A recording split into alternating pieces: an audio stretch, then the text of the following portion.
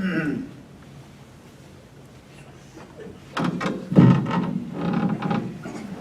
الحمد لله تعالى نحمده ونستعين به ونستغفره ونعوذ بالله تعالى من شرور أنفسنا وسيئات أعمالنا من يهده الله تعالى فلا مضل له ومن يضلل فلا هادي له وأشهد أن لا إله إلا الله وحده لا شريك له وأشهد أن محمدا عبده ونبيه ورسوله يا أيها الذين آمنوا اتقوا الله حق تقاته ولا تموتن إلا وأنتم مسلمون يا أيها الناس اتقوا ربكم الذي خلقكم من نفس واحدة وخلق منها زوجها وبث منهما رجالا كثيرا ونساء واتقوا الله الذي تساءلون به والأرحام إن الله كان عليكم رقيبا يا أيها الذين آمنوا اتقوا الله وقولوا قولا سديدا يصلح لكم أعمالكم ويغفر لكم ذنوبكم ومن يطع الله ورسوله فقد فاز فوزا عظيما.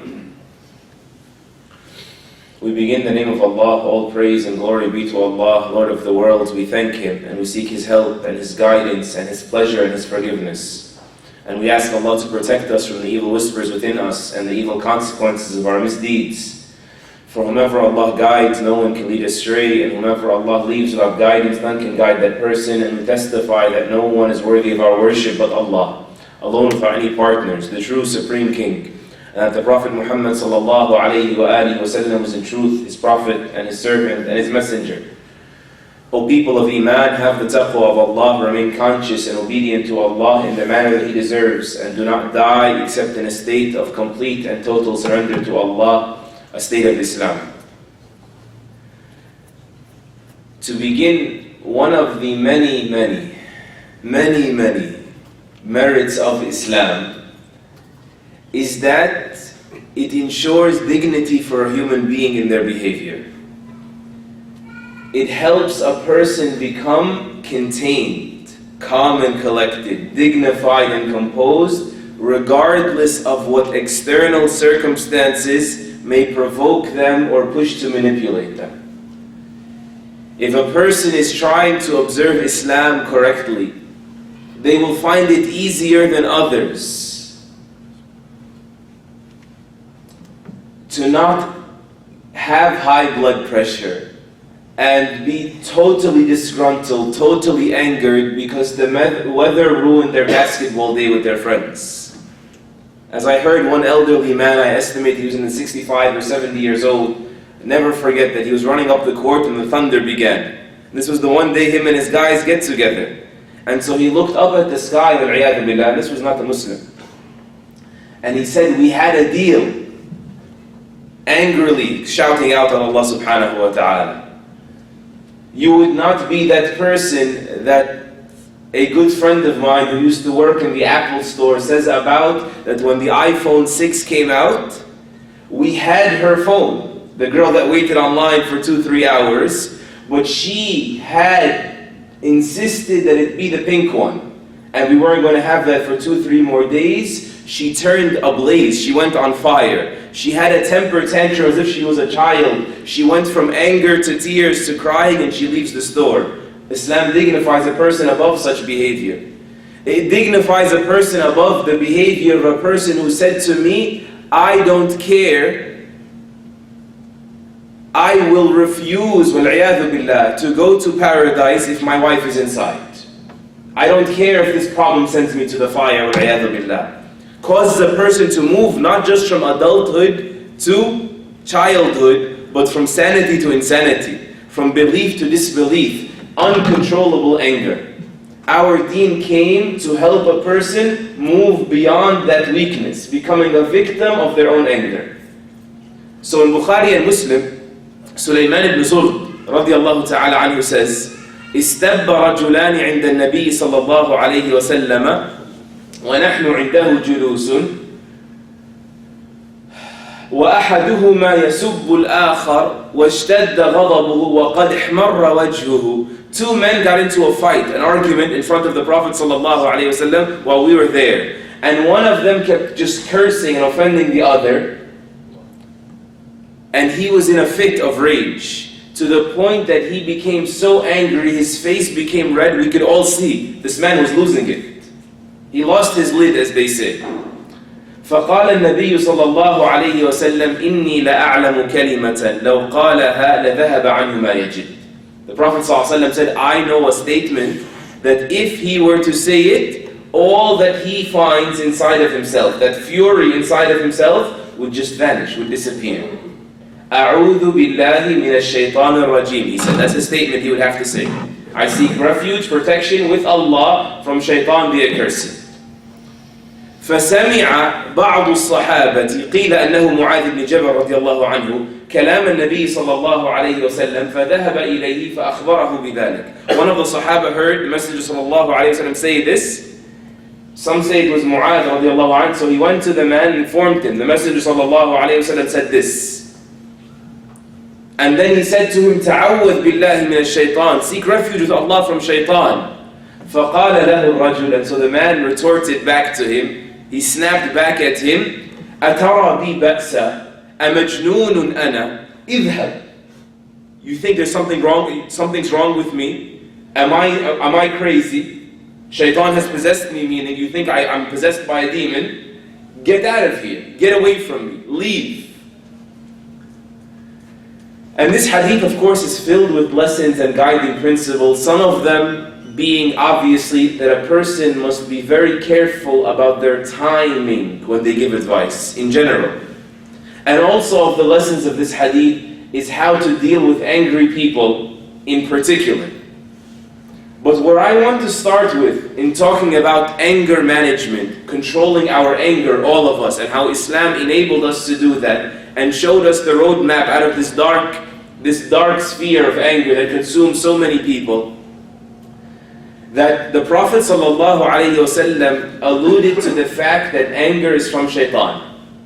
You have to seek refuge with shaitan when you're angry. That means shaitan's a factor at play here. Is all anger from shaitan? No. Only when it's بغير حق, only when it's unjustified. But the issue is usually, most of the time, most of us, most of our anger is for personal reasons. And if it's you're taking sides, it's for a personal reason, you're already going to be biased. And so it's not going to be for Allah, nor is it really going to be about fairness and justice, because you cannot be just when you're one of the two disputants. And so almost all of anger, because of that equation, goes back to being from shaitan. You assume someone violates your rights, someone has shortchanged you in your reputation, so you react with anger. How much you react with anger, it depends on who you are and what happened. But not all anger is from shaitan. We do need to establish that. Anger in and of itself is natural. It's completely natural, completely human of us. Even the Arab, this is not like even a modern concept that just anger is okay, but management of anger, that's not just a modern thing that we talk about nowadays in therapy. This has always been something understood by the wise among humanity. Even the Arab, they used to say, "Man istughdiba wa lam yaghdab fahuwa himar." Like whomever is provoked to anger and doesn't become angry, they're a donkey. Like what do you mean you just get slapped across the face and you're fine with it? That means you're not alive, you're not human, you have no self-respect. You're totally indifferent about even that. Are you alive? وَمَا لِجُرْحٍ بِمَيِّتٍ إِلَامُ, the poet says. Injuries are only not felt by dead people. So long as you're alive, the injury is going to hurt. An injury is going to provoke a reaction from you. So the issue of anger being there is not the problem at all. A person is allowed to become angry. And Allah placed anger inside of us when He created us. Meaning the propensity to anger. He made us prone to anger to test us, right? How are you going to react? Are you going to contain that natural anger? And then how will you employ that anger? Because there are two things here. There's natural anger, you need to control that within the bounds of Allah subhanahu wa ta'ala. And there is righteous anger where not just you're allowed to have it, you should have it. Angered for Allah, but that also of course must be regulated by the boundaries of Allah Azza wa Jal. As for not becoming angry whatsoever, this is completely alien to human nature and to Islam. Even in the Quran, Allah Azza wa Jal says, about people that He praises that have earned His pleasure, He says, وَإِذَا مَا غَضِبُوهُمْ يَغْفِرُونَ. People that when they become angry, they forgive. So He's not praising them for not becoming angry. He's praising them for forgiving despite being angry. So the problem with anger is what then? If it's natural, and some of it is even righteous anger, the problem is when it comes from shaitan. As we said earlier, usually it's from shaitan. When shaitan gets anger to control you, instead of you controlling it, that's when the whole dilemma happens. When anger controls you and consumes you and blocks your ability to be sensible, to think with your mind, right? Not with your emotions. What should I be doing here? What's right and what's wrong here? What's fair and what's fair? What's pleasing to Allah and what's to block your sensibility? That's the problem. When it blocks your ability to be patient, your forbearance, to block your ability to deliberate, to measure things for the long term, to think things through, as they say. Those are the problem, because these are things Allah demands from you. So if anger can hijack these things, shaitan will have put you in a very distant, dangerous place. Because these are what please Allah. You know, in Bukhari and Muslim, the Prophet ﷺ received a delegation, and the leader of that delegation was a man by the name of Al-Ashaj ibn Abd Qais. And the entire delegation rushes to meet the Prophet ﷺ, and their leader, who's supposed to go first and represent their chief, they left him behind with the luggage and the animals. They all rushed and forgot protocol, because the Prophet ﷺ obviously would make you forget protocol. And so their eagerness to meet Rasulullah caused them to forget the respect that they lived by, the honor of their chief. Their chief did not, though. He tied up the animals and he took off his clothing and put on nicer clothing, even better protocol, to go see the Prophet ﷺ in clean attire, not attire you've been traveling with all this time. And so the Messenger of Allah ﷺ noticed this from him, and he said to him, إِنَّ فِيكَ خَصْلَتَيْنِ يُحِبُّهُمَ اللَّهُ الْحِلْمُ وَالْأَنَاتِ. He said, in you are two qualities that Allah loves. Hilm is forbearance, for you to put up with things that make you angry. Forbearance. These people disrespected you. They did something that would naturally anger you. But you had hilm, you showed hilm. And anat is deliberation. When you sit and think things through, what's the best way to behave here? And you're not going to think things through if you're angry. So hilm has to come before anat. Forbearance so that you can deliberate. So he thought it through. It's better for me to wear my best clothing, to wash up perhaps, and then go see the Prophet ﷺ. So the man was happy. And he said, Ya Rasulullah, أَتَخَلَّقُ بِهِمَا أَمْ جَبَلَنِ اللَّهُ عَلَيْهِمَا. Ya Rasulullah, these two qualities you're talking about, did I practice these, like did I adopt these consciously, or did Allah Azza wa Jal create me this way? He made me more prone to deliberation, more prone to forbearance. And so the Prophet ﷺ said to him, بَلْ جَبَلَكَ عَلَيْهِمَا. No, Allah created you this way. Some people are more prone to anger, some people don't have that challenge. They will have other challenges, certainly. Don't think you've gotten the short end of the stick. We will all be tested. Some are more tested with a short fuse. Some have a lust for the opposite gender. Some cannot resist wealth, and that is their jihad, that is their challenge. So he's telling him, no, this one Allah gave you a freebie on that one. Allah created you this way, with these qualities that He loves. Forbearance and deliberation.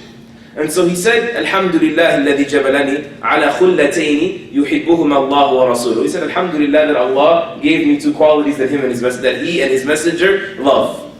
And so when anger censors these, forbearance, deliberation, sensibility, intellect, this is when it's from shaitan, and this is what happens more often than not. Especially in today's world. That's why this khutbah is so important, right? In today's world that's so fast-paced, there's so much commotion, there's so much interference, right? There's so much lack of privacy, and there's so much lack of worship also, making our lives God-centric, God-centered. People will automatically become more angry. We have more angry people now. This is known and expected because of our lifestyle. Less worship, more fast-paced, less deliberation, less forbearance, less the ability to tolerate frustrations, all of that. It will uproot the tree of your faith and plant, among other things, plant a tree called anger. It gets wedged in your life and we just become angry people. That's why, subhanAllah, the wisdom of the Sahaba understanding this. When they read in the Quran, وَلَكِنْ كُونُوا رَبَّانِيِّينَ, do not be people that just have the book. You just rush past the verses like Banu Israel. Do not be like Banu Israel, who just rushes past the verses and not takes care of them, not imbibes them in their life, adopts them in their life, but be people of God. Rabbaniyin means people of God, truly attached to God. Abu Razin radiallahu anhu, he said about this ayah, what does it mean to be people of God? He said two words. قَالَ حُلَمَاءٌ عُلَمَاءٌ. People that have forbearance and people that have knowledge. Meaning, you are contained because of your relationship with God, right? Your tree of faith is in there. And so you're contained and you know what Allah wants. Almost like forbearance and deliberation. Again, to know what you're supposed to be doing regardless of the outside circumstances. The opposite, when you don't have a God-centric life, when you have a fast-paced world, it will put the tree of anger. When the tree of anger is planted in your life, you can imagine what happens when you're quick to anger. Does anyone divorce his wife except when he's angry? That's like a common joke between all of the mashayikh. That every time someone says, my husband divorced me, or he says, I divorced my wife, we tell them, what happened? He says, but I was angry. We tell them, has anyone ever divorced their wife over a cup of tea? Like, obviously you were angry, why else did you divorce her? Has anyone ever divorced except they're angry? Do people insult except that they're angry? Do people offend one another and slander? You're angry at someone, you just start thinking, and maybe this and maybe that. It's all from shaitan, right? Do people leave Islam? They curse at times the deen and the Quran that came with this deen and the one who sent down the Quran because they're angry. Do people kill except because they're angry? Do people lie and cheat except to have leverage in the conversation because they're angry? All of those sins of the tongue I just mentioned, these are just sour fruits that grow on the tree of anger when the tree of anger gets planted in your heart. All of it comes from the same place.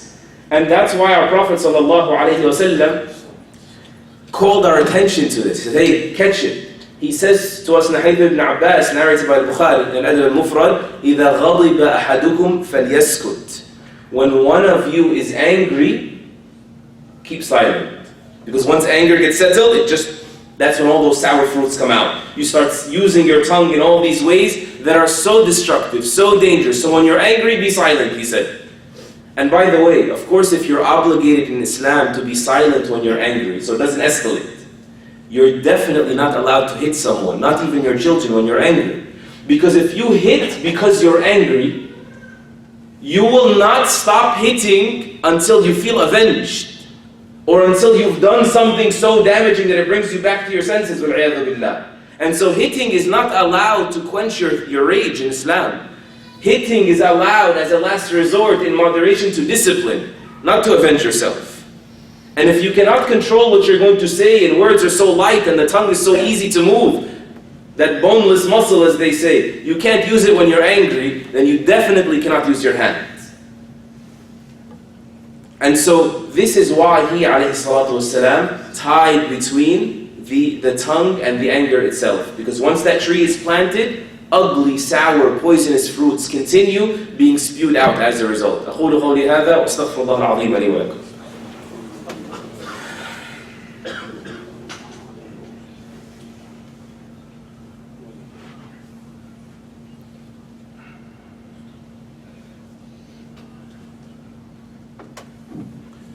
الحمد لله وحده والصلاة والسلام على من لا نبي بعده أشهد أن لا إله إلا الله وحده لا شريك له وأشهد أن محمدا عبده ونبيه ورسوله. And of course, once these words, when the anger is not contained and these words come lashing out, or may Allah forbid physical manifestations of the anger take place, so many times the damage, as people know, is either irreversible, cannot be repaired, or is so hard to repair. You know, I remember reading that an intelligent father once noticed very early on that his kid has anger problems. And so what he did with him to diffuse the situation, whenever his kid would lose his temper, he would have him walk out to the end of their property and nail a nail into the fence to make sure he went to the end. Every time he would lose his temper, he would send him on the same task. The walk was the punishment. He says, on the first day, my son put 38 nails in the fence. He said, and gradually, the amount of nails he would put in each day was less and less and less. until he finally got to a day when he didn't put any nails in the fence. And so I would tell him, for every day you don't lose your temper, you can go remove one nail from the fence. He says by the time the day came that he actually removed everything from the fence, I took him over to the end of our property, to the property line, and I said to him, what do you see? And you can imagine, a fence filled with holes. He said, you undid all of your temper tantrums, you earned that. But were you able to repair the holes in the fence? Sometimes your anger will cause you to do damage that you cannot repair. And this is especially true with people, and possibly true with Allah subhanahu wa ta'ala. Sometimes you just blurt things out, you say things, you do things, and the damage, no matter how hard you try, people are not Allah. They will not just forgive you the moment you come back to them. And so the damage stays for a very long time. I have cases of children that are traumatized from the religion of their parents, from Islam, because of the way they saw their parents, their father treating their mother. Right? The domestic violence, the battery that happens from Islam itself. And then think of the damage that happened in so many relationships outside of marriage and inside, all different kinds. So when the man came to the Prophet ﷺ, and he said to him, Awsini, this is in Sahih al-Bukhari, give me an advice. قال لا تغضب. He said, don't become angry. فكررها مرارا قال لا تغضب. He kept repeating the question, like, give me more advice, give me more advice. He told him, don't become angry. Don't become angry. Do not become angry. In the narration of this hadith, there's an extra wording, a commentary narrated by Ahmad rahimahullah. This man says, that took the advice, he says, فَفَكَّرْتُ حِينَ قَالَ النَّبِيُّ صَلَّى اللَّهُ عَلَيْهِ وَسَلَّمَ مَا قَالَ فَإِذَا الْغَضَبُ يَجْمَعُ الشَّرَّ كُلَّهُ. He said, when he finally refused to give me any more advice, I stopped to think about, like, why is he telling me only this? And I realized that this quality he's warning me from, cautioning me against, contains all the evil inside of it. Why do you think the Prophet ﷺ didn't give him any more advice? There are so many other ahadith when he tells people that ask him, Awsini, advise me, he gives them different advices. He wanted this person, and us as well, to know that getting past, don't become angry, it's not easy. It's a mission, right? You're not going to do it overnight. And likewise, I say now, don't think our problem with anger in general, in our generation, in our impulsive or compulsive generation, is going to be done with one khutbah. And I plan, inshallah, to give you 2 more khutbahs. One of them is inspiration on how the early Muslims dealt with anger. Because we kind of identify with other human beings. It's natural, it's an inspiration, it's extremely useful. And the third of them, how to deal with angry people. But I wanted this khutbah to begin with how to deal with angry me, my angry self. How to get past that. How to conquer our own anger. The good news is, alhamdulillah, conquering your anger is certainly possible. Because the Prophet ﷺ showed us ways to do it. But it's going to require training, not a khutbah. As he said, alayhi salatu wassalam, إِنَّمَا الْعِلْمُ بِالتَّعَلُّمِ وَإِنَّمَا الْحِلْمُ بِالتَّحَلُّمِ وَإِنَّمَا الصَّبْرُ بِالتَّصَبُّرِ. That you learning, knowledge is through learning. You can't just say, I'm sorry, I'm just not a smart person. No, that's the easy way. That's a Kaaba. Allah will not let that go. You have to try to learn. وَإِنَّمَا الْحِلْمُ بِالتَّحَلُّمِ. And developing forbearance, the ability to restrain anger, that's through practicing forbearance. Trying one time, and trying again, and slipping and messing up and apologizing, and coming back around. وَإِنَّمَا الصَّبْرُ بِالتَّصَبُّرِ. And patience is through training yourself, conditioning yourself on patience. And of the tips that he gave us, and with it I'll close the khutbah.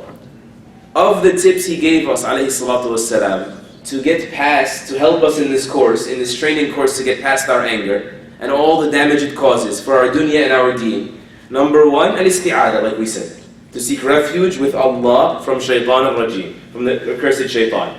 This is the first of them. The second of them, we said, is do not speak when you're angry. When you become angry, walk out, just be silent. Because one word will lead to a response which will step up your anger another level, it will escalate. So to be silent. Number 3 is for you, if you're standing, to sit down, he said, alayhi salatu wasallam, إِذَا غَضِبَ أَحَدُكُمْ وَهُوَ قَائِمٌ فَلْيَقْعُدْ فَيَذْهَبُ عَنْهُ الْغَضَبُ وَإِلَّا فَلْيَضَّجِعْ. When one of you is stand angry and standing, let them sit down. Change positions, right? De-escalate the situation.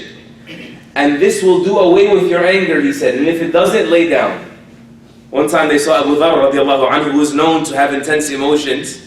In the middle of a conversation, he just laid down. Some narrations, he sat, some narrations, he laid down. You can imagine talking to someone, all of a sudden they just, they sit down and they lay down. Say, what are you doing? He said, I heard the Prophet ﷺ say this. This is a man who cared about his hereafter and cared about his relationships that will extend into the hereafter. This is a person who took this mission seriously. Not to say, hey, listen, you know I'm an angry person, deal with it. That doesn't work. The believer that is observant of Allah on the last day does not sign themselves off of the mission like that. So we said isti'adah, we said be silent, we said if you're standing, sit or lay down. Also read about the virtues of restraining your anger, and there are so many in the Quran and the Sunnah. Our Prophet ﷺ said the strong person is actually the person that restrains their anger, not out-wrestles others. He said in another hadith sahih, لا تغضب ولك الجنة. Do not be angry, don't get angry, and for you is paradise.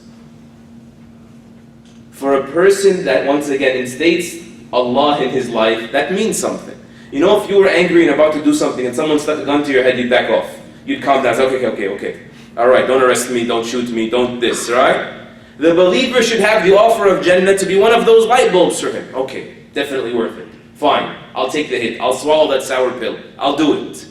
So to realize the virtues of restraining your anger, and also on the flip side of that, the dangers of leaving your anger uncontrolled. The last one that I mentioned for this khutbah, inshallah, and this is something that just people have observed and experienced. When you find yourself angry, go look at yourself in the mirror. You won't recognize yourself. You'll feel like this is not me. Like, is shaitan here? Or like, who is this guy? Who is this person? Help yourself. Psych yourself out of your anger. As for the other things like the Salaf, our righteous person, how they dealt with anger, that's next week's khutbah, inshallah. And of course, dua goes all across the board, beginning, during, and after the mission. As our Prophet ﷺ used to say, he said, وَأَسْأَلُكَ الْقَصْدَ وَأَسْأَلُكَ قَوْلَ الْحَقِّ فِي الرِّضَى وَالْغَضَبِ. And I ask you a true statement to be contained in my words, whether I'm pleased or whether I'm angry. And we ask Allah Azza wa Jalla to help us with these guiding principles of Islam, help us improve our relationships, first with Him and with His creation. Allahumma ameen. May Allah make us of those that say a statement of truth and judge fairly, whether we are pleased or whether we are angry. May Allah subhanahu wa ta'ala bring our hearts together and bring our behavior aligned with the guidance of His Prophet sallallahu alayhi wa sallam. Allahumma aghfir lana warhamna. Allahumma aghfir lana warhamna. اللهم اغفر لنا ذنوبنا اللهم اغفر لنا ذنوبنا وأصلح ذات بيننا وأصلح ذات بيننا واهدنا سبل السلام نجنا من الظلمات إلى النور انصر الإسلام وأعز المسلمين وأذل الشرك والمشركين اللهم أحينا ما علمت الحياة خيرا لنا وتوفنا إذا علمت الوفاة خيرا لنا وصلى الله وسلم وبارك على نبينا محمد وعلى آله وصحبه وسلم.